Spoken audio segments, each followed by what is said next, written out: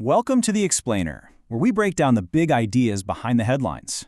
Today, we're talking about the evolution of AI, moving way beyond simple chatbots and into the future of autonomous agents. So, you've probably played around with tools like ChatGPT, right? Well, that is just the tip of the iceberg. Today, we're going to follow a really simple 1-2-3 path to get a grip on where this tech is actually going. And trust me, some of those super intimidating terms you see thrown around online, they're way simpler than they sound. All right, let's just dive right in, starting with what we already know, large language models, or LLMs for short. This is the basic tech that's powering pretty much all the AI tools we're using every single day. So, at their very core, chatbots like ChatGPT are actually pretty simple. They follow this basic two-step dance. You give them a prompt, and they spit out a response. That's it. It's all based on the massive, and I mean massive amount of data they were trained on. Just a straightforward back-and-forth conversation. Now, this is awesome for stuff like, drafting an email or editing a blog post. But what happens when we ask it a question about something it was never trained on? Like, say, something personal from your own life. And that right there reveals two really big limitations. Number one, they have zero access to your private data. We're talking your calendar, your company's internal docs, none of it. And number two, they're totally passive. They literally just sit there and wait for you to tell them what to do. Remember those two things, they're super important. Okay, so let's level up. Let's move on to level 2 and see how we can build on this to make something way more powerful, the AI workflow. Now, this is where AI starts to get really useful for specific real-world tasks. So in AI workflow, what does it do? Well, it tackles that data problem we just talked about. How? By connecting the LLM to other tools and services. You can almost think of it as giving the AI permission to go and look stuff up. But, and this is a big but, here's the catch. The LLM can only follow a very specific, predefined path. A path that a human, that's us, has programmed for it. We are still the ones drawing the map that the AI has to follow, step by step. So, what does that mean in practice? It means if you stray from that path, even a little bit, like asking a simple follow-up question about the weather, the whole workflow just breaks. It fails. Why?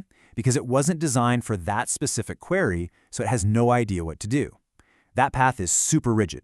Now, you might have seen a fancy term for this floating around online, RAG or RAG. It stands for Retrieval Augmented Generation. I know, it sounds super complicated, but I promise you the idea behind it is actually really simple. So what is RAG, really? It's just a process that lets the AI go and grab information from another source before it gives you an answer. That's all it is. Think of it as a specialized workflow that's really good at one thing, looking stuff up. Okay, so here's the key takeaway for workflows. A human is still the one calling the shots. We set the rules, and if the output isn't quite right, well, it's back to the drawing board for us. We have to manually go in and tweak the prompts, adjust the steps. The human is still doing all of that painful trial and error. And that brings us to the top of the mountain, level 3. This is where the entire game changes. We're talking about AI agents, and this is the leap from a tool that just follows instructions to a system that actually starts to think for itself. So what's the one massive change that makes all the difference? What turns a workflow into an agent? It's this. The AI itself becomes the decision maker. It takes the human spot in the driver's seat. So instead of just blindly following a path that we laid out, the agent does two key things all on its own. First, it reasons. It thinks about the best way to get something done and creates a plan.